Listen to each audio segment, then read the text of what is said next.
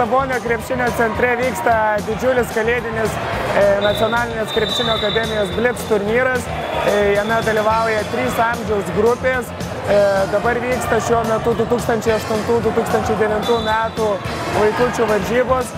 Jose dalyvauja komandos iš Alytaus, iš Klaipėdos ir didžioji dalis iš Kauno, taip pat iš Vilkaviškio.